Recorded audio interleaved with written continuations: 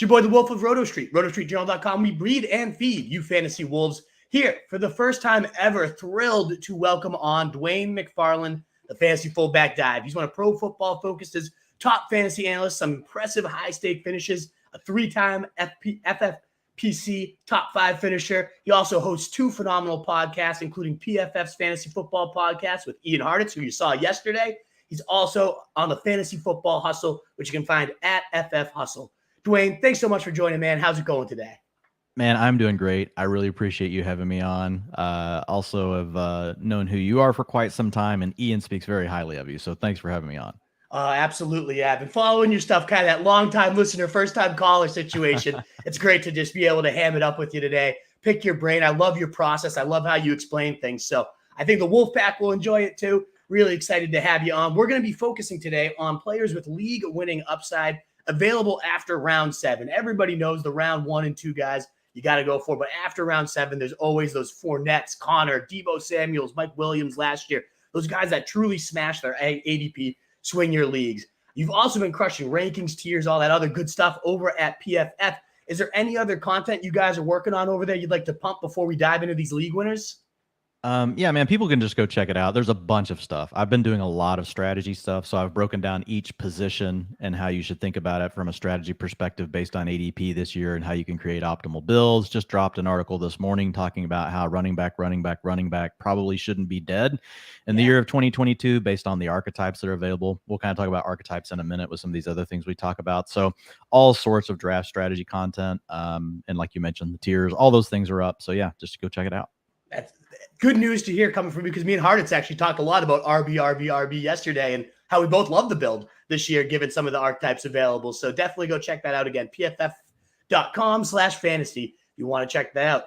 All righty, guys, we will be diving in again to league winners. How it will essentially go is Dwain will identify some of the common traits, like you mentioned that word archetypes, things he looks for when identifying these league winners. And then, of course, as you guys are probably here for, we'll give you a pick or two at each position. If you want to find his full list, again, pff.com/fantasy, a great list there to check out. And I do got to give out a quick shout out. Kyle Toons, one of our favorite listeners of all time. He's driving to Maine with his son, Maximus, his first full show. He asked for a shout out. I had to give it to him. Thank you, Toons. What a loyal fan. All you other people out there too. If you got questions, get them on in. I will hit the mailbag once Dwain has left. He's got a call he's got to hop off on. So I want to make sure to respect his time, and we'll get to the mailbag at the end. All righty, Wolfpack. And last call for thumbs up. If you enjoy what you're hearing at any point of the show, that thumbs up does help us grow. Shares, likes, retweets, wherever you're listening. It is so greatly appreciated to keep continuing to grow our audience. So thank you again for being here. Let's dive on in. We'll start at the top with quarterbacks and identifying those league-winning QBs. What's a kind of trait? Is there a common profile stat you look at? How do you identify these league winners at QB, Dwain? Yeah, so for quarterback, I keep it pretty simple. I'm looking for the guys that could give me the rushing upside, right? Yeah. So typically, if you have somebody that can rush for, say, maybe 750 yards, it's just almost impossible for them to not finish as a top 10 fantasy quarterback. So that's really the big thing. So when you look at that this year, that gives you a player like Justin Fields. You know, people are completely ignoring him. I know he doesn't have a lot of weapons, but I mean, he was at a severe disadvantage due to his play calling last year. They just did not use him in the design run games. When you look at a player like Jalen Hurts, 24 or 23% of his team's design rushing attempts went to Jalen Hurts in the games he played last year. So that excludes games he missed. Same thing for Lamar Jackson, 24%. When you look at a player like, Fields, he didn't get anywhere near that. And they just honestly didn't maximize anything about him, like letting him make some of those reads on crossers, deeper plays, things like that. So I fully expect the new offensive coordinator and Luke Getsy to really try to work, to really use his legs more and to try to highlight the things that he's good at, not trying to make him do the things you would expect someone like Andy Dalton do. Yeah, absolutely. Better usage, more fitting scheme. It can't be worse than what they tried to force that round peg into the square hole last year. Just did not work at all. And when a lot of people are like, man, but Justin Fields sucks. Justin Fields had some bad moments, like no doubt, folks. But remember what Tim Tebow was able to do. So Justin Fields can at least beat Tim Tebow, like is the easiest way that I know how to put it. And if you guys just go check out like his healthy finishes last year, like he was a top 10 quarterback at the end of the season every time he was healthy. So it's just tough to not get on Fields, and it's an ADP thing, right? You get him free, then your drafts. He's being completely ignored. Absolutely. No, Tim Tebow, great point, top 10 QB. If he could do it, truly anyone can. And when he came in, Justin Fields, I believe he ranked only behind Mac Jones in deep accuracy in this class, according to PFF grades. Joe Burrow and Mac Jones across the last 5 years, the only guys. So, I mean, he could sling back in the day. He's got some deep speed with Darnell Mooney and maybe Velus Jones. Everyone wants to hate on the guy because he's so old coming out, but for redraft purposes, he could bring a little intriguing skill set. So I'm with you. I think Fields is definitely intriguing down the stretch. The obvious one, and I know you've written about him, you tweet about him all the time, kind of the souped up Justin Fields, is Trey Lance with even better weapons around him, a better play caller, and Kyle Shanahan. If someone's going to break fantasy after round 7, I truly think it's going to be him. I know you're in agreement there for all the reasons you've kind of mentioned, just even elevated a bit more. Some of the league winners, we'll talk about wide receiver, his weapons. Yeah, I've moved Lance. I've got Lance at QB7 at this point, like just right behind, Hurts. So I think he's the guy that you can get around 10 of your drafts, and you're potentially getting the same thing that the person that took Lamar Jackson in round 5, you're potentially getting the same thing they got. And so it's an arbitrage play. You get the rushing upside. The thing with Lance, right, that's better than Fields is we actually know that he's got these great passing weapons around him. We've also seen Kyle Shanahan lead an offense with this kind of quarterback before. Remember, RG3, his rookie season, Kyle Shanahan was under his dad, Mike Shanahan, back at that time. But it's just it's huge. Like Lance has QB1 overall in his range of outcomes, even if he's not even a great passer. Like, so it's tough to pass on Lance when you get that late. Absolutely. But one guy too, not a common Konami quote guy, but we're talking about round 7 or beyond. And Dak Prescott goes in that 8-9 range, certainly on underdog at least. And they're talking a bit more about elevating his rushing workload this year. Who knows if they'll actually do that? He is a little bit older. They haven't been using that lately, but I think a lot of that's due to the injury. The guy is ranked Cowboys first in total yards and points last year, 6th and 1st in total points with Kellen Moore and Dak healthy, 5th and 3rd in passing touchdowns. Dak's been QB2 and QB6. He had 5 to 6 rushing touchdowns where he can really get it done. I could see just a whole new ceiling for Dak, even with the weapons downgrade this year. I think he's getting a lot of discount right now that I'm bouncing on. Did you see yourself targeting Dak at all? Or are you kind of out on him this year? Dak is a guy that I'm fine drafting, but he's not one of my centerpiece players, in my optimal strategy stuff. Like for me, I just feel like he profiles very similarly to Stafford, Rodgers, Derek Carr, Kirk Cousins. I still think he's at this point in his career going to be more of a pocket passer. I did have him in the tier above, right next to Russell Wilson, but the downgrade in weapons were just enough to bump him down. I do think we could see 250 rushing yards, and maybe you get 4 or 5 rushing scores. And if you get that, and he doesn't take a big dip in the passing department, then I think that's where Dak could come through. So I like him at ADP. It's hard for me to sort him out from a lot of the other guys that sometimes go a round or 2 later once I get to his profile.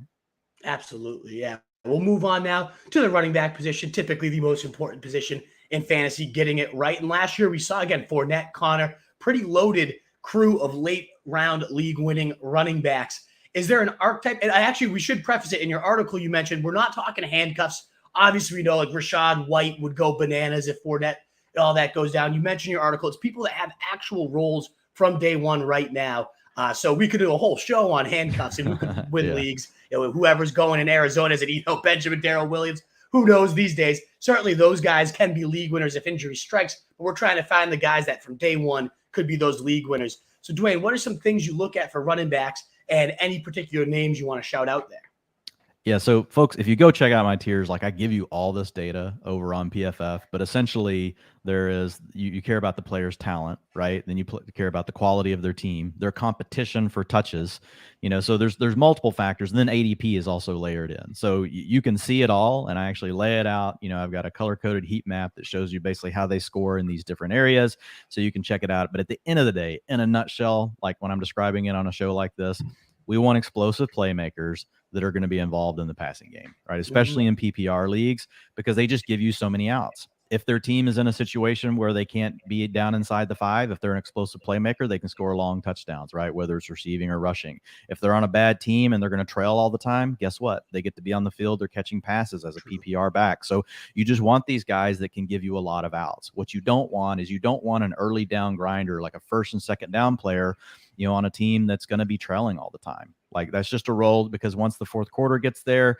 they maybe actually get a chance to score because the defense is letting them move down the field. Well, what do they do when they're inside the 5? They keep throwing the ball because they've got to capture possessions and they need to get the ball back and go again. So like that would be like Rashad Penny and Kenneth Walker. Love both talent profiles, but on a team that ran 2 full games less worth of plays last year than the NFL average team, the Seahawks. So they don't run a lot of plays. You're going to have a committee, 2 players we like, but how can we put a stake really on either in an offense like that? We don't really know which one's going to get the ball. So I pivot to players like Chase Edmonds, players like James Cook, players like Kareem Hunt. They've got, they can score points on their own, and they've got contingent value. Every one of those guys we just named has upside contingent value. Kareem Hunt, if he gets traded, depending on where he lands, could go to the moon. If he landed with Buffalo, he's probably a round 1 pick in fantasy drafts tomorrow. If he goes nowhere, he scored 17 points per game last year in the first 5 games with Nick Chubb on the team, right? So, I mean, more Kareem than Hunt, Chubb, actually, too, yeah. he has the better role than Nick Chubb. He does. He actually gets to play when they're leading. He gets to close the games, and when they're trailing, he gets all the passing down work. Nick Chubb, his game script is pretty narrow. It's right down the middle. Is the game close? Great, hand the ball to Nick Chubb. And even then, Kareem Hunt gets to get out there and get like every 3rd series. So I like a guy like Kareem Hunt. And again, people forget how good he is. If you go look at the talent profile, it's all there. Like, this guy grades out similar to Jonathan Taylor and all the Javonte Williams, a lot of the big names we really love right now.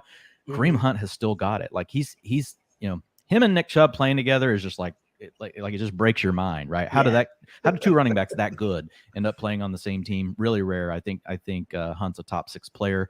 James Cook, I know a lot of people are like, well, he's probably just gonna be the receiving down back. Here's the way I look at it: receiving down back on a team that may pass the ball more than any other in the NFL. It's probably not a bad thing. So at a floor, you're getting a J.D. McKissick on a hyped up offense. But what if all of a sudden, this is a situation where they do give him a few more carries? And remember, folks, Alvin Kamara, not saying that, Cook is Alvin Kamara, but nobody really thought Alvin Kamara was Alvin Kamara in his rookie year either. So let's be honest.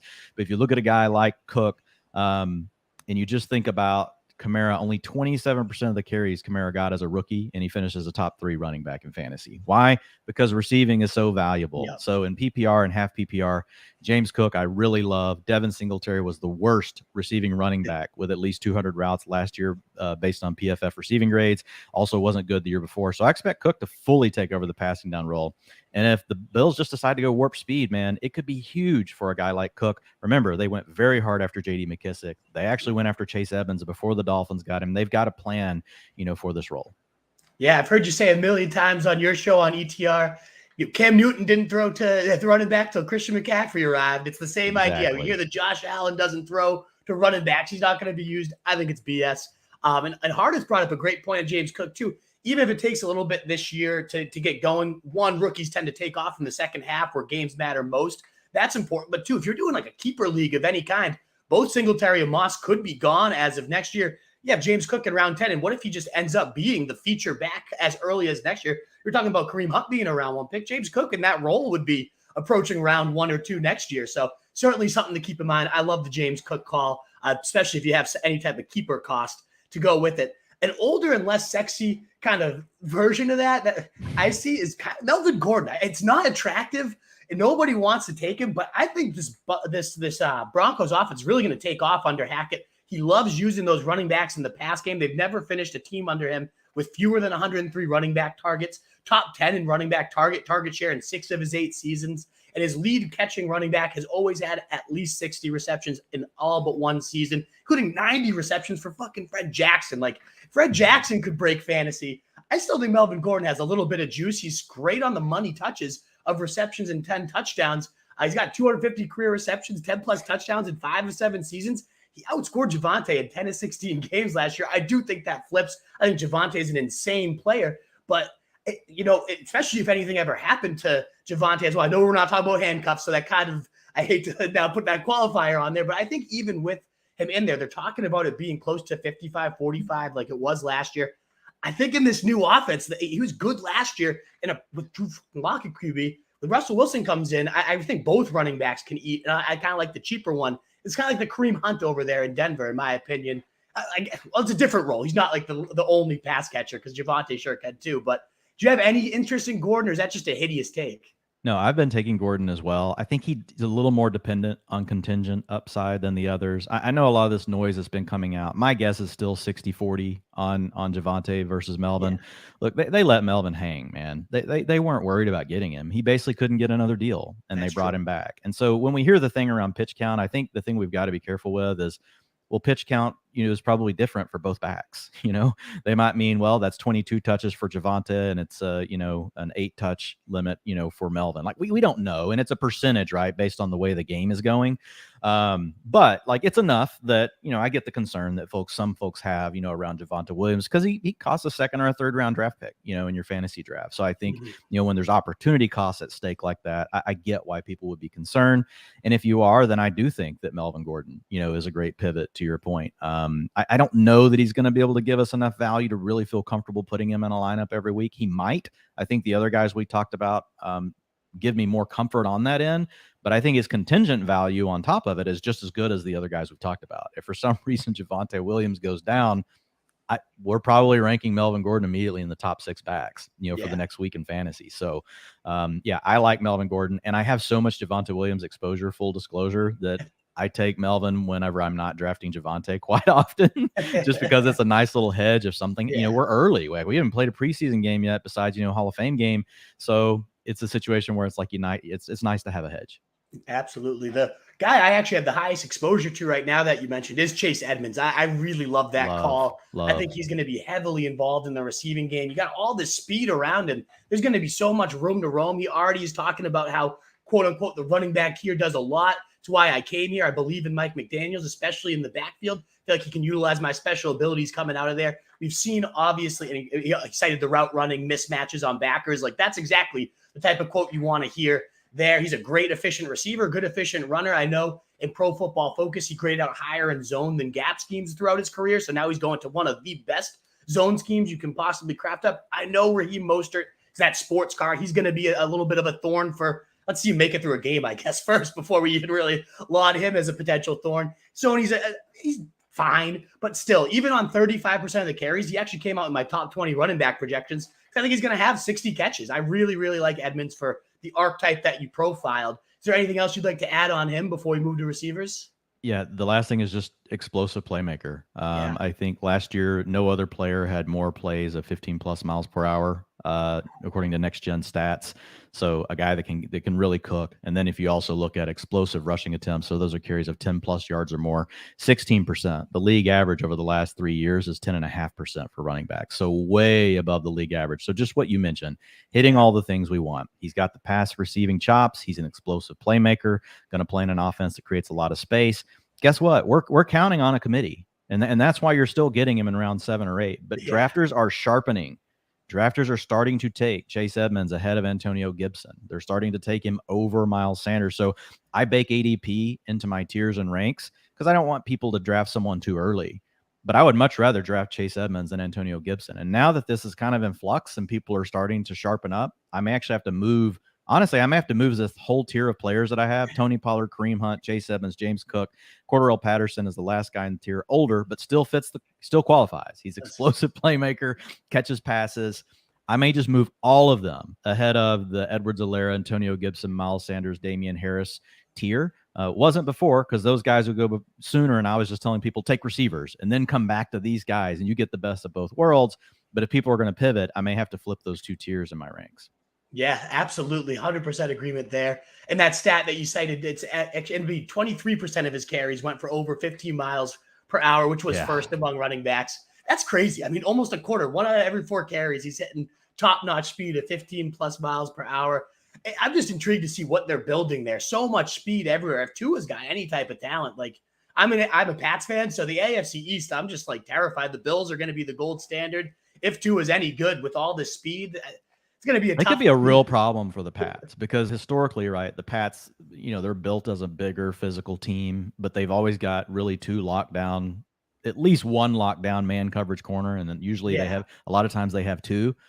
Man, I think the Dolphins are a real challenge, for the Pats right now on defense. And the Pats still have a good defense, but I mean, I think it's a potential miss. Look, this offense is a mismatch probably for any defense. Like, who's going to really hang with Tyreek Hill, Jalen Waddle, Chase Edmonds? Then you mix in some Gesicki, You mix in, some Cedric Wilson, who kind of broke out a little bit last year for Dallas. It's going to be tough. Like Tua's got to do his part, but he really just has to be a facilitator, a la Jimmy Garoppolo, a la Matt Ryan back in the day with the Falcons, a la Matt Schaub, even at times. Like in this kind of offense, you can see quarterbacks that aren't necessary. And Matt Ryan's a really good quarterback, but not necessarily like the highest end quarterbacks don't have to carry this offense.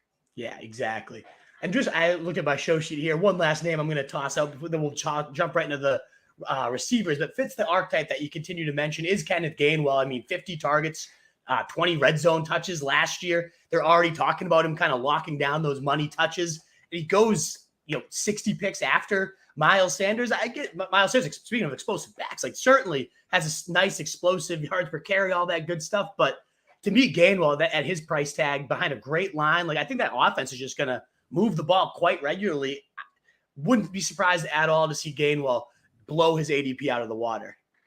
Yep. Love Gainwell call as well for all the same reasons we just talked about, especially if he's going to be getting the stuff inside the 5. And that's the biggest thing for the folks that love Miles Sanders. And to your point, Miles Sanders is an explosive back as well. And, he's not a minus in the passing game, but he's not somebody that works downfield, right? He's a swing pass guy. Kenneth Gainwell can run receiver routes. A lot of the guys we just talked about can actually run routes more like receivers. Naheem Hines fits that, category as well, but doesn't have the rushing upside because JT's in front of him. But at the end of the day, I love those things about Gainwell. I will say, like, that's another team that because I know they've kind of been on the market for a back. If Kareem Hunt goes there, Kenneth Gainwell and Miles Sanders will never see the field again. That just won't happen. Like people don't realize how good Kareem Hunt is. If Hunt is, again, first round consideration, as you mentioned, that's one of there's a few spots. The Eagles would be up there as well as a potential. Because that offensive line, man, it would just just a monster. Number one run blocking, great. Oh yeah, and they're just getting better. I love how they build their team in the trenches like that. Good stuff. We'll move on to the receivers. I have plenty of running backs for you guys to consider. Continue to hammer them. And again, if you're here with us, still consider hitting that thumbs up button to help us keep growing, sharing it out, retweets, hearts, whatever it is. It always is so appreciated. Thank you, guys. We're moving now on to the receiver position. And Dwain, is there like an archetype of receiver, certain predictive stats or profiles? What do you like about receivers when you're looking for these league winners late? So similar, like overall process, right, to what we talked about with running back. Talent is first. It's weighted the most. Talent matters actually more for receivers than it does for running backs, because running backs, you turn around, you hand them the ball. If the offensive line does the job, you got a chance of still doing your job well. A receiver has got to beat the man in front of them, could have to play against press coverage, may have to read a zone coverage. Offensive line has to do their job and block. The quarterback, the receiver have to be there's so many more variables, for receivers to get things right. But there's a lot of things they have to do to be fully in tune with their offense. And so talent is really a big part. So the first part is, can they demand targets? That's easy. We look at target shares, or we look at targets per route run. Can they do something with targets once they get it, once they get them, right? So are they a yak player? Can they make explosive plays down the field? Ultimately, we want players that can do all of that, right? There's just not that many of them. And then we move over to the other buckets that we've talked about, which is, what's the team situation? Do they have a good quarterback?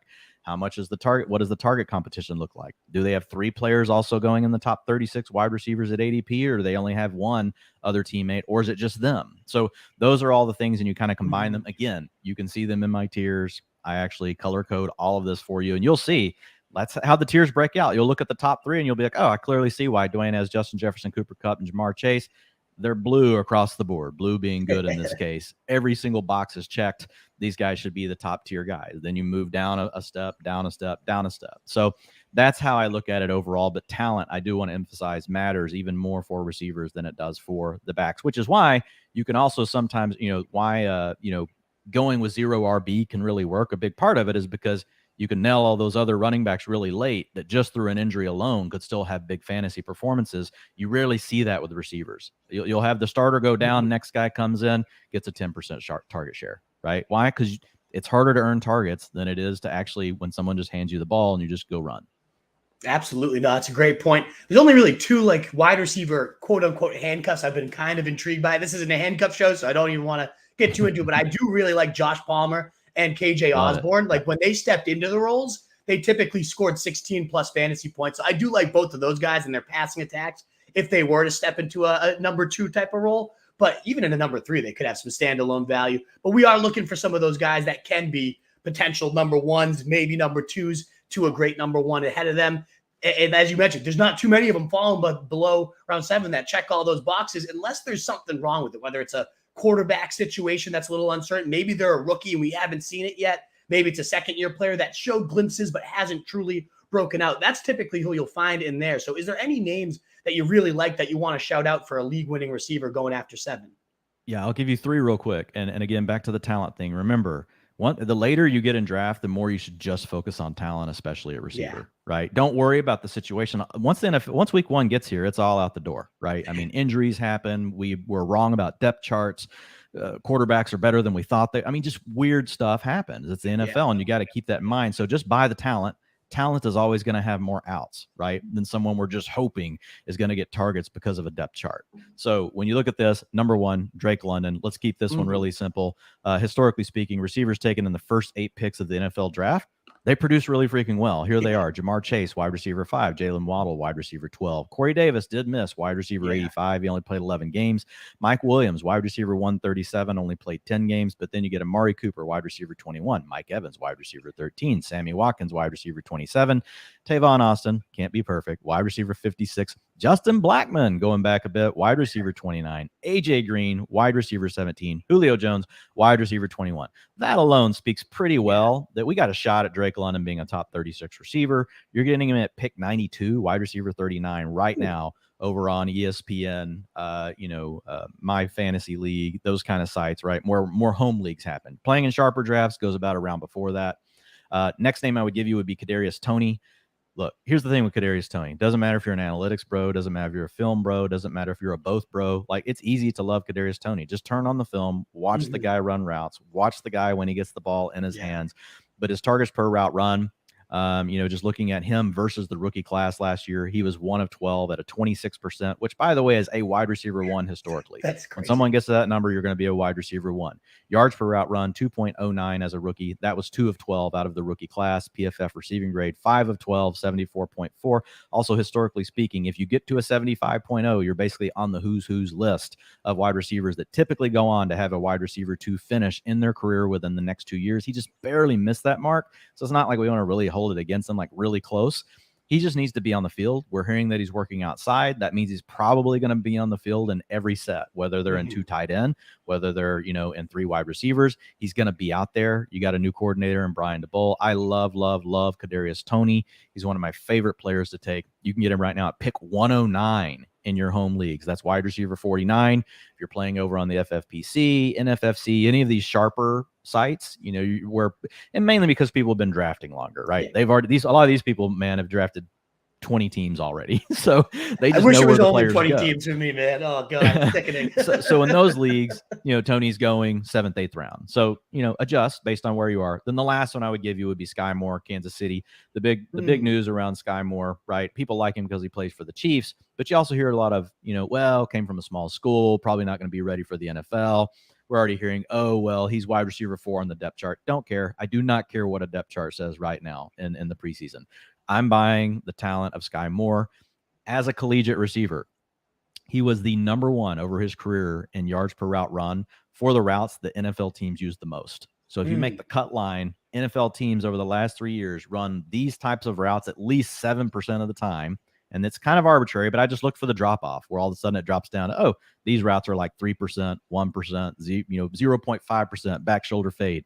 Okay, that's great. Good for Aaron Rodgers and Jordy Nelson back in the day, but most quarterbacks don't use it. So what are we talking about? Slants, crossers, hitches, things that are staples in every single, offense. If you look at Sky Moore over his collegiate career against all the other players in the class, he was the number 1 in yards per route run by a good margin, right? So, yeah, we got to discount a little bit, played against less competition. But the guy can only do what he can do, right? You line up and you beat the competition across from you.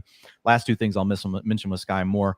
Marquise Valdes-Scantling, yes, he got the bag. He got, not really. He got a 1-year, $10 million prove-it deal is really what he got. But $10 million, great. Good for you, MVS. But MVS, we're going into year 5. He's never even been a wide receiver 4. He's also never checked any breakout box I like to look at for players that haven't at least finished as a wide receiver 3. PFF receiving grade, blank. Yards per route run, blank. Targets per route run, blank. Also got to play with Aaron Rodgers. Now suddenly we think $10 million and playing with Patrick Mahomes is going to turn MV, as we just sprinkle some fairy dust, going to be this great receiver. Probably not going to happen. If it does, he would be an absolute outlier. Last thing I'll say, Juju still has a chance. Maybe he's been hurt. Maybe that's been part of the problem. But basically, since his breakout, he's had a deteriorating profile as well. But he's still a young receiver. He does have 2 top 24 finishes, 1 top 12 finish, looking at historical benchmarks. So a player like that could still come through at his age. But, man, I love Sky Moore, where you can get him in drafts over in your home leagues. Pick 133, wide receiver 55 off the board as of a week ago when I pulled this data down. Playing in, more competitive leagues, going to be a little higher than that. Sky Moore is going to cost you around 9 pick, but I love spending the pick on him in either of those scenarios. Love it. I love loading up on these rookies 100%. The Tony and Sky Moore, too. What we're seeing in camp already, Tony playing some wildcat, moving to the backfield, learning multiple positions. Same with Sky Moore, taking handoffs and clips. And it's training camp clips. We don't want to shoot him to the moon because we saw one handoff in camp, but you just love to see that type of varied usage. They'll be on the field for tons of snaps if that's going to be the case. So, yeah, I'm all there. I'm with you. I think he could totally ascend to be the number. I'm all out on MVS too. So, yeah. And we might get a discount on Sky because, the latest is, Mecole Hardman's running with the ones. Don't care. Again, at this point, it can't. Like, Sky Moore's better than Mecole Hardman. Mecole Hardman, I cut him some slack because he was a DB until late in college, right? And the Chiefs, basically, it was a bad draft pick. They thought, well, we might be without Tyreek Hill. Let's get a fast guy, right? It hasn't worked out. But he and Mahomes are never on the same page. Like, the one thing I notice every time I watch a Chiefs game is Mahomes like going like this. And I'm like, oh, I bet he's pointing to Mecole Hardman. And every time it's Mecole Hardman. So yeah, Mecole Hardman, you'll probably hear some buzz around him. And I'm not saying don't ever take Mecole with a late pick in your draft. I prefer Sky Moore. I think the guy that can get out there and run the complete route tree in this offense has the best chance to be the number 2 behind Travis Kelce. You got to put Juju as the next best, but behind that, and once you account for ADP, Sky Moore absolutely is the guy. And just an arbitrary kind of data point for that dropping ADP. 1 a.m. draft last night, just a sick draft for no reason. I don't know why I was doing it, but I got him 15 picks below his ADP. And the same idea, Treylon Burks went 12 picks below his ADP after these 3rd and 4th team, running with the second team. It's depth chart season. It's buy these dips. It's a perfect time. Perfect time to get in on underdog. Use code RSJ for a $100 deposit match. But it's a great time to get in, and because these guys are dipping with these depth charts, and they are so talented. Like, even again, the rookies often, whether it takes till midseason or not. Look at Amon-Ra St. Brown last year. If you didn't have him, you didn't win any of your best ball leagues at the top of those tournaments. He won people. Remember Justin Jefferson, his rookie year. Olabisi Johnson's the starter, and Justin Jefferson was going undrafted. Oh, sickening. Just absolutely sickening. Another rookie receiver who actually might step right in and have a huge role that I do like is Jalen Tolbert. We already cited those numbers about the passing attack for Dak. First total yards, first in points last year, second in passing touchdowns. And there's a wide open opportunity here. 205 vacated targets, 1,898 air yards, 16 inside the 10 looks. And that's still accounting for Michael Gallup being on the team. He probably will miss at least the first month of the season. We got a guy here, 33.4% college target share in Jalen Tolbert, 51.2% college dominating per player profiler. So pretty good just measurables of a guy that could be an alpha and handle the workload. 4.49 speed at 6'1", like a nice just athletic profile that's done nothing but be impressive throughout camp. They have no urgency to sign a veteran. I wouldn't be shocked to see Will Fuller go there. I'd actually love to see it. I think it's a perfect fit for the 6 games he lasts. It'll be a great little bridge to get to Michael Gallup. But ultimately, whether he's there or not, it sounds like Jalen Tolbert's really, really impressing. So that's just another rookie. Hammer rookies, like the uncertainty of rookies, has these guys in good offenses falling. And I really like him. His ADP is starting to really creep up on Underdog and some of the sharper sites. But according to ESPN, it's like 150 right now. So, love that one for sure. Do you have any interest in Jalen Tolbert? Yep, I do. His ADP is starting to creep up to the point where you got to consider, what do you need for your roster now? But if I'm in the market for a wide receiver at that moment, usually, honestly, I'm coin flipping him and Julio Jones. I know. Look, at first when I heard the Julio thing, I'm like, man, whatever. 33. And I'd done some research, over the last 10 years, looking at what, receivers had, where their typical cliffs came, what they look like, maybe if they had not done as well the two seasons before, all that, and did all this work, and which is the beauty of Twitter, right? And I'm like, okay, like I'm fading some of these older receivers, and Adam Harstead, who's just a freaking badass. Like, he's so smart. He comes to me, he's like, man, you probably want to go look at the data like even longer back. And I didn't, because I didn't have all of the advanced data like over at PFF that I could match up with their normal data. And I was like, well, Adam's right. So I went on vacation and I read a bunch of his stuff, and I went back and just started researching all these guys. I was like, holy crap. Like, yeah, if I go back an extra 10 years, like, there's all these receivers at age 30. Freaking Terrell Owens. Like, I'm a huge Cowboys fan. I live in Dallas. I didn't even remember that Terrell Owens was 33 when he came to Dallas and went nuts, and then went nuts again at age 34. Yeah. And so I went back. I put a tweet out. You guys can check it out. We don't have to keep on it, but I just basically said, here are the 15 receivers that are ahead of Julio Jones right now on the all-time NFL receiving list. And here's what they did at age 33 season. Most of them were hits. And so again, he just has to stay healthy. He doesn't have a clear path necessarily to a role either, but he plays on the Bucs, plays with Tom Brady, pass heavy offense. Again, all you're looking for later is, if you believe that Julio Jones is still talented, you just throw the injuries out the window as a 12th round pick. You throw all that out the window, because there's a lot of the talent could equal a lot of things. Chris Godwin gets re-injured. Chris Godwin's slow to recover. Mike Evans gets dinged up. Russell Gage isn't delivering the way we thought he would. He could just outright beat out Russell Gage, and I like Russell Gage. But I mean, it's Julio freaking Jones. He has outs. Absolutely. That's a really good one to shout out there. We're talking about all these young guys go to the opposite end of the spectrum. I think that's a great name to shout out there. Over 700 pass attempts. There's an aerial pie there. He can certainly have some spike weeks for sure. Yeah, you don't have to have a 30% target share in Tampa. Like, you can do it on 20, right? Exactly. Yeah. Exactly. We'll hit tight ends real quick. I know we're getting up against it. I'd love to run you through our no huddle offense and really do the rapid fire with you. But is there any tight ends? Is there anything that you really look for tight ends? And is there any name that stands out to you as a potential league winner after round 7?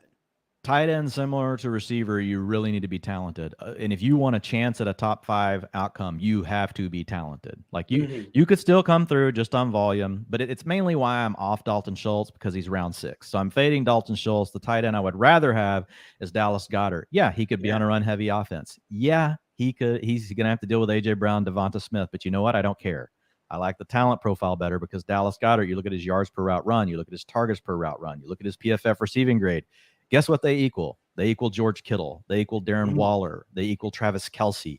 He's the guy that if for any reason, any number of reasons, he hits on any of his outs. Eagles pass the ball more. A teammate gets hurt. He actually just gets targeted more than Devonta Smith. Who knows what the hell's going to happen? But the guy's talented. And so whether the season goes good, whether the season goes bad, I would rather take Dallas Goedert in round 8 of a fantasy draft than take Schultz in round 6, where I've got to pass on an elite dual threat quarterback like Jalen Hurts, like Kyler Murray slides into the 6th round. Like, those quarterbacks are much more likely to break your league and make your league mates like want to pull their hair out when they look at your lineup than what Dalton Schultz is going to do as a round 6 pick. Love that call out. I think there's a huge teardrop after Goddard too, where it's just like throw some dart throws at guys in good offenses like Hayden Hurst or even Kyle Rudolph. Like, Ertz is in that last, like, Ertz is technically like my breaking point. Yeah. But Dallas Goedert I would much rather have because of the talent profile. Absolutely. Yeah. 100%. Yeah. Ertz is the top 10 kind of break there. Yeah. Ertz is kind of like, well, you don't have a quarterback. You don't have a tight end by now. If you really think you want a tight end, like, pull the parachute. Pull the parachute. Right. Otherwise, just take three just stabs completely. So I'm with you there. I'm intrigued by Dawson Knox. I know it's a touchdown bet, and maybe he regresses to the mean, but he did have the same. Joe Bashuli, a great athletic beat writer there, did a great comparison of how a lot of his measurables last year stacked up to Kelce. And now, air yards per target, yards per catch per target. Obviously, Kelce's going to have a little bit less efficiency when he's seeing triple the workload of Dawson Knox. But there was a lot of intriguing things where he suggested Knox may be only scratching the surface and could actually develop into less of just a red zone threat and more of an all around the field. There's certainly target share available there. Everybody, whether it's Gabe Davis, and again, another whole podcast we could do there. But I don't mind Dawson Knox. I mean, a guy, a touchdown scorer and one of the best offenses in the league, as you mentioned. What if they hit hyper speed and go for like 80% pass rate? Like, Dawson Knox would just repeat the touchdowns and maybe he gets a little bit more yards to go. Are you out on him, or too much of a touchdown guy, or what are your thoughts? So Knox, I've got him at the top. He's my first player in tier 2. I think there's definitely some things to like. My biggest concern is the number one thing I want to see from a wide receiver tight end is an ability to demand targets. Mm-hmm. And Knox just hasn't, right? His targets per route run, 14%. Kelsey's 21%, Andrews 24%, Waller 23%, Kittle 24%. So he really profiles more as like a low-end tight end too, from an ability to demand targets. Yards per route run, obviously when you're not demanding targets, goes down 1.16. But the other things mentioned is his deep threat rate, means targets over 20 plus yards, 14%. That's one of the better marks at tight end. Yards after the catch, 5.8, one of the better marks as a tight end. Explosive plays, so that's your targets, your 15 plus yard receptions divided by your targets for receivers, so that's 20%, also one of the better marks. So once you get the ball in his hands, he does have some ability. He also has the ability to stretch the field out. We just need to see him demand targets at a higher rate. And the reason he's not demanding targets, part of it is probably like he just hasn't been very good yet in that area. He only has a PFF receiving grade of 63.6. When I look at him versus man coverage, one of the things that's like more sticky year over year, he's more of a middle of the pack type of player as far as being able to generate a step or more of separation. But tight ends gets played against a lot of zone. And they get a lot of mismatches versus linebackers versus safeties. So he's still a young enough player, only 25.8 years old, and he gets to play in a good offense that I'm still willing to take a swing.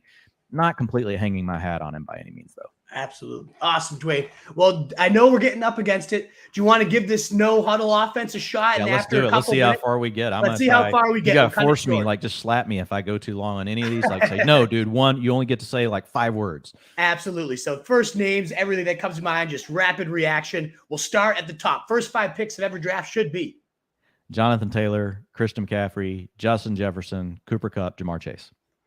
Who is the late round league winning QB this year? I would give that, if we're calling Trey Lance late, then it's him. If you're wanting to go even later, if you want to go late, Justin Fields. Who gained the most value in your opinion this offseason? Probably James Conner and Leonard Fournette. Not great profiles, but not a lot done to add competition. James Conner's probably number 1, Fournette's 2. They did at least draft Rashad White. There you go. Who lost the most value in your opinion?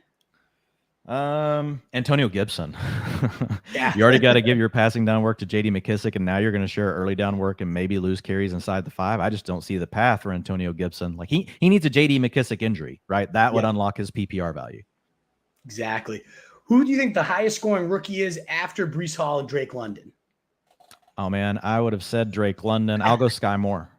There we go. Gabe Davis, yay or nay? Nay at ADP in sharp leagues, yay in home leagues. They're like 3 rounds apart, depending on where you're drafting. Insane. Yeah, him and Allen Robinson, like the gap in some of their ADPs, it's just nuts. Yeah, it's huge. Next Cooper Kupp, probably won't be one, but if there was, it would be Amon-Ra St. Brown. Free agent or traded player that you think feasts in their new home? Russ Wilson. The 101 of fast food. I would go 101. Chick-fil-A is my family's go-to. These kids love some Chick-fil-A, man. So, and it's good. The thing about Chick-fil-A, it's consistent. It's always consistent. I know what I'm getting. Always steady. Early rounder, 1 or 2 that busts the hardest. I'm not hugely worried about anyone this year, but if I had to pick one, it's Leonard Fournette, because he profiles as a replaceable player. Not explosive. He's good in the passing game. He's on a really good offense, but a lot of our projection around Lenny still comes from we just think he's got all the work. There you go. Who's the mid-rounder that blows up and is suddenly in the 2023 early rounds next year? 2023. Rashad Bateman. What's the greatest TV show of all time? Seinfeld. Man, I still fall asleep to it. Like if I just need something to wind me down at the end of the day and I just want a good laugh, like the jokes still hold up. Like even if they're outdated based on technology, it's still funny. His jokes even still hold up. He's talking about call waiting and stuff like that, and just about how nobody wants to get away from their phone. It's the same thing. We've just now advanced it so much further that like it's even worse now. It's awesome. What's the most important coaching hire of 2022? I would say the most Mike McDaniel, like what he could potentially do to like we've seen that type of coordinator elevate average quarterbacks and enable all these weapons around them to still be good, even if they run the ball. Absolutely. The most important preseason story or battle you're watching? James Cook, got to make sure he's got the passing down work, but if he does, Will's up. Awesome. Who's the year 2 blow up, not Chaser Waddle? Probably go back to Bateman again. Who's the player you'd most want to have a drink with? I would probably say this one would be Kyler Murray, because maybe I don't get to play Call of Duty anymore. Maybe I can play some Call of Duty with him. But I'm just fascinated by these guys that are just so elite on both levels, throwing and running, and the fact that coordinators are actually willing to use both aspects of their game nowadays, unlike back like when Michael Vick had to battle through all those crappy coordinators. You won't leave your 2022 drafts without James Cook or Sky Moore. Love it. And your boldest 2022 prediction, just a reminder of where our listeners can follow you and find your work. My boldest prediction, James Cook finishes inside the top 15 running backs. Love it. And where can our listeners find you and your work? They can find me on Twitter at Dwain McFarland, DWAIN MCFARLAND. Of course, you can find me over at Pro Football Focus, whether you want to look at the written content or whether you want to download our new app, which you can check out, or if you want to listen to me on the podcast with Ian. And then, of course, I do the Fantasy Football Hustle with Brian Drake, do one of those every week as well. Awesome. Well, Dwain, thank you so much. I know you got to get out of here, but this was such a blast talking ball with you. I love your thought process. I love your player takes. It's just a joy to be able to pick your brain today. So thanks again for the time. Really, really appreciate it. All right, man. Hey, I appreciate it. Awesome. Have a great rest of your day. Cheers, man. All righty, Wolfpack. Thank you guys again so much. Hopefully you enjoyed that. You can again find Dwain McFarland at Dwain McFarland on Twitter, pff.com/fantasy. Tons of great stuff. We went back-to-back with PFF guys for a reason. I really like the crew they have there right now with him, Hart. It's their podcast together. It's pure gold. So if you like listening to me, I highly, highly recommend going to listen to those guys. They are geniuses. So check out that podcast and the Fantasy Football Hustle. Brian Drake, he's also a very underrated, great name to toss out there. We already shouted out Maximus Batoons. If you're still listening, another shout out for Maximus. Cheers. First full live show. He'll be a wolf before you know it, howling by the ride home. Prince, what's going on? Cool. Hello, friends and gnome lovers. I am a gnome lover, so thank you, Prince. I don't know what exactly you're talking about. It doesn't seem. Dwain is awesome indeed, Cody. Thank you so much. If you're also watching on Twitter, I should have said this because a good amount of our audience does come from Twitter. Those questions aren't coming in anymore on StreamYard. I've emailed. I don't know why. So if you're trying to ask questions on Twitter, I apologize. I promise I'm not ignoring you. Come on over to YouTube if you have a question that you want me to hit here for sure. So there we go. Dwain is awesome, though. That was such a blast to talk with him. He is great. Prince, now talking some football. That's what I like to see, Prince. Both these guys, thank you, man. He's an absolute stud for sure. I think Cleveland will come to their senses of trade Hunt. I mean, it'd be the best case for everybody, right? Chubb would have an easier path. They did use a committee once, even when Hunt was hurt last year. Dearness kind of took that Hunt role, but still easier path to more volume. He's such a good receiver, too. I mean, he's not Alvin Kamara, Nick Chubb, but still a great player. Like, he's made some insane acrobatic catches. So I would love to see it, especially for Hunt's value, too, even though he did average over 17 fantasy points per game those first couple weeks, first 5 weeks, more than Nick Chubb while they were both healthy. Yeah, let's get him to Buffalo, Let's get him to the Eagles, as me and Dwayne were speculating. They'd be crazy there. BK, what's going on? Thanks. Oh, dude, thanks so much for the super chat. It is greatly appreciated. Great to see you, BK, under a new name, hiding out there, but love to see it. Thank you so much for supporting the show. It is so greatly appreciated, man. Awesome to have you back. Awesome to be back. And you have my number. Let's chat ball anytime, man. I love talking ball with you. I feel like this time last year, we're up in Maine chatting fantasy football, meeting for the first time. Great time up there. Getting Sky Moore in the 13th. Oh, yeah, Prince, steal. He goes around 9, 10 and underdog, and I still really like him there. So if you're getting him 13th, 14th, I mean, love every second of it. 30% Tolbert drafters. Yeah, I'm all in too, Prince. So we're on the same mindset here for sure. What do you think of DeAndre Hopkins getting him 35% of the time? I'm with it because there are some people that did point out he wasn't necessarily the Hopkins of old last year. He started out on fire. I mean, like 15 targets, something crazy in week 1, but it's tended to kind of get tapered off. I don't know if he was dinged up or what. Obviously, he got hurt by the end of the season. I still love the play. I mean, the only tough part for me is Hopkins is typically going around some of the guys I really like. Michael Thomas, maybe not anymore. That was a kind of decision point, and I would go Thomas and hope for the full season. He goes near Brandon Ayuk, who I'm really falling in love with. We didn't talk about him on the show today, but if you like Lance, I love stacking him up with Brandon Ayuk. So it was great. So that's the one thing I'm not landing a ton of Hopkins is the guys he's going around.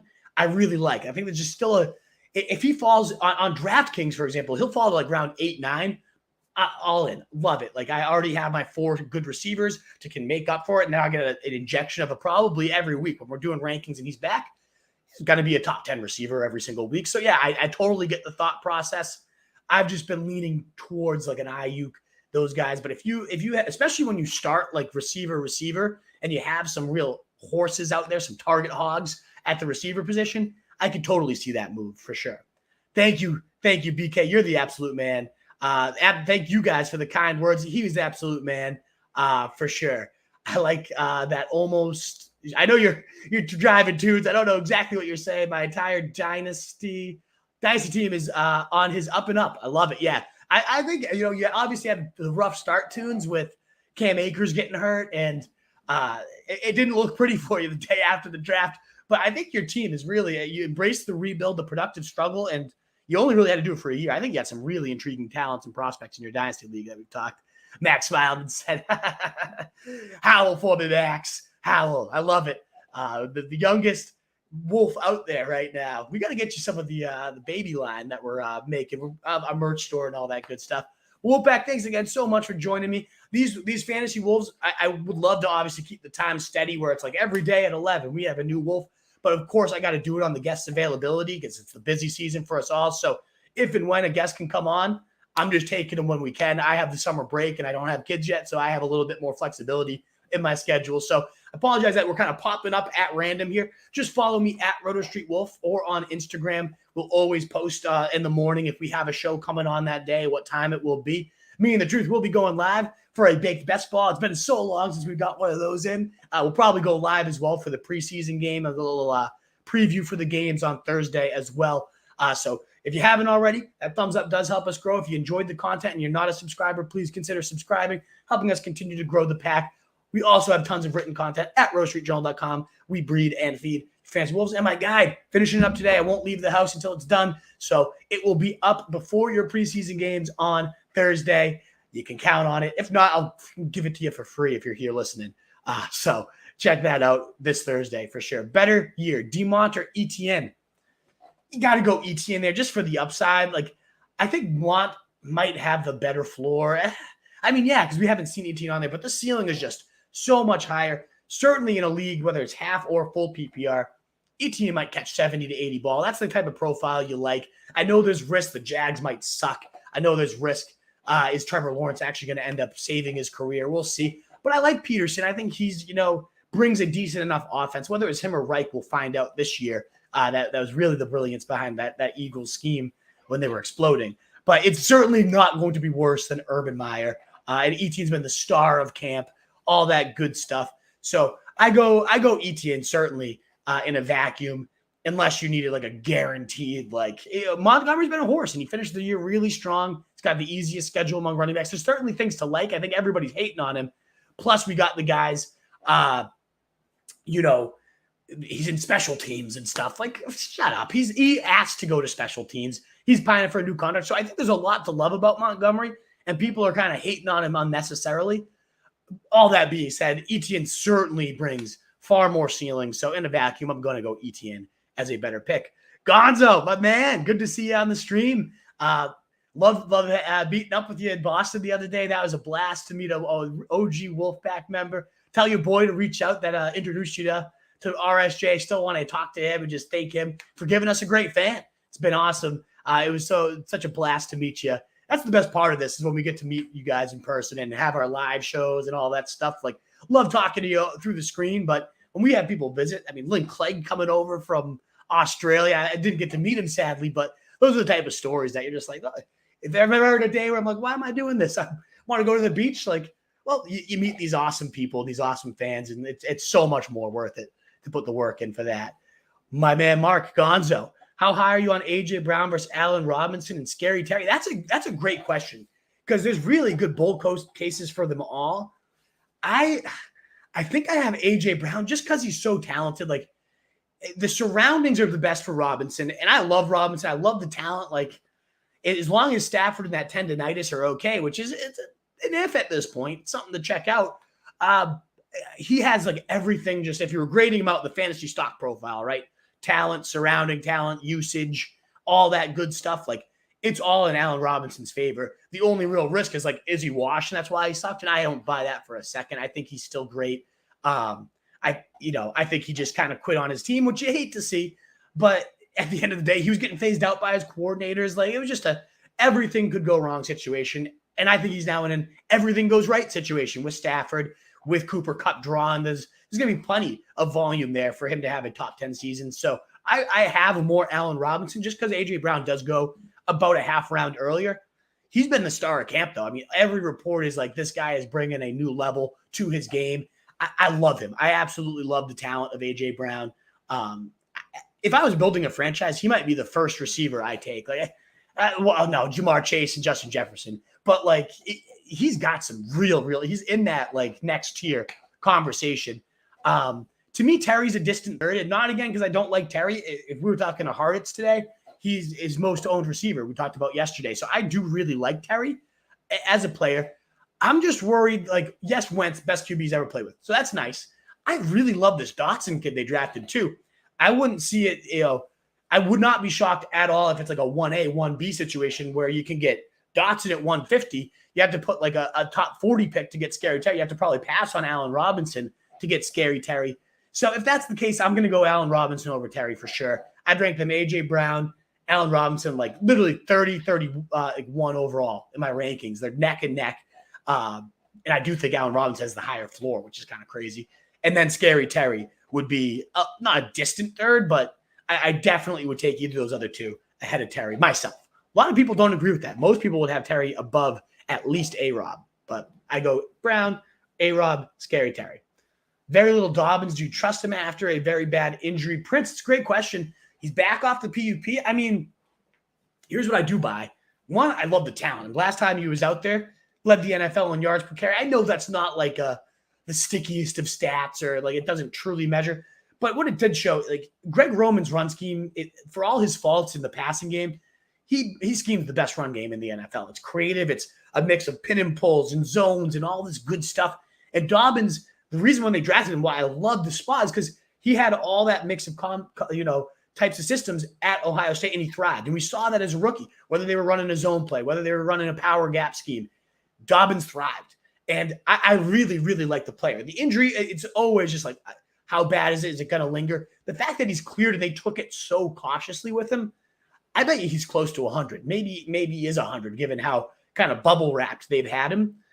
And so now he's walking into an offense that's remolding itself to 2019, 598 carries, the most by nearly 100 that year. A great talent in an offense that couldn't have a bigger ground pie. They will be using a committee. The thing is Gus Edwards might not be ready for week one. They're saying he probably won't be. Who knows how long that's going to take? I don't think all the carries suddenly go to Dobbins. They'll certainly mix in Mike Davis or Tyler Beatty. They're saying Justice Hill looks good. I don't know. Somebody will be involved because that's just how they run their scheme. But Dobbins can do a lot with a little. So if he is healthy, that's the big F. Love to see him play some preseason, see if he's got that juice. Would love to watch for some highlight clips. I typically, here's the thing though, I know I just kind of hyped him up, and I do really like him. I'm hyping him up as like the running back I like in round 6. Now, here's the deal is I typically have 3 running backs by then anyways, so I like the receivers more. I don't have a lot of Dobbins because I typically have 2 to 3 running backs by round 4, and I'm just hammering the receivers. Amon-Ra St. Brown right there, or I really like Thielen. Ayuk in round 7. Like I kind of go 3 running backs in the first 4, and then I just hammer receivers. Mike Thomas in that range. Some of the guys we're talking about in 7. But yeah, I mean, I wouldn't be, if Dobbins' price doesn't adjust for him being healthy, if we see the clips, I could see him. Him and Dillon are like really I don't want Gibson. I don't want Josh Jacobs at all. Puke. If I'm going running back there, if I need like a profile, Dobbins is the first guy I look at, and I also do like A.J. Dillon too. He has dropped a bit, Prince. So yeah, that was a long-winded response. But great name to toss out there. I actually have Cortland above all the receivers I talked about, especially with no Tim Patrick there now. I mean, Russ Wilson, delicious aerial pie, now concentrated to fewer mouths. Yes, please. Like, no doubt about that. So I am in love with Cortland Sutton. And Judy, the case, everything's there. So I don't mind buying Judy when he goes at, round 5, but he's kind of creeping up into Sutton territory. To me, it's not even close. Like I am 100% on Cortland. Judy has some smooth ass routes, but like, let's see it. Let's see him stay healthy. Let's see him. I don't know. I'm still not sold completely on Judy. I am all in on Sutton. I mean, that too, it's going to be like his DK. You know, he isn't DK. DK, nobody's DK. Biggest freak in the NFL. But Sutton has gotten it done with Drew Lock. We haven't really seen Judy get it done with anybody. If he's going to get it done, certainly going to be with Russ. Like the price, but it's one or the other. It's Cortland for me. I'm with you, Prince. All righty, Wolfpack. That was a blast. Thank you guys again so much for being here early. We'll be live again, like I said, me and the Truth, tomorrow, 7 p.m. for Easter time. Baked Best Ball, one of my favorite shows to do. Just get high and draft. What's better than that? It's a little bit more free-flowy. Last time a listener asked, like, rank your top cereals and tiers, like, great questions, that type of stuff. It's a more fun, laid back, like, not as heavy, 13%. It's not that analytical. It's just a good time. So if you enjoy that, that's your vibe. Come on down. Hit the subscribe button either way if you haven't already. We'd love to have you repeat return because we have some great guests lined up throughout the whole summer. You can always find when a guest is coming on at Rose Street Wolf on Twitter, at Roto Street Journal on Instagram as well. We post the schedule and all our content at rotostreetjournal.com. Read Fiji Fantasy Wolves, my rankings. So many great articles on everything. So check it all out. Wolfpack, thanks again so much for being here. Thanks for the great interaction, great questions. And thanks again to Dwain McFarland at Dwain McFarland, pff.com/fantasy. One of my, that was just my first time talking to him. What a genius that guy is. Like, simple, but so smart. Like that, nothing better than that. When you make great takes, you lay them out clearly. He's the man. That was awesome. I hope he becomes a recurring guest. It was so fun to talk with him, and his show was great at the PFF Fantasy Football Show with Ian Hartitz. If you missed that episode, check it out today. Round by round draft plan. Hartitz, Barrett last week, top 20 running backs. I know I'm rambling. Check it all out. And a world full of fantasy sheep, guys. Be the wolf. Later.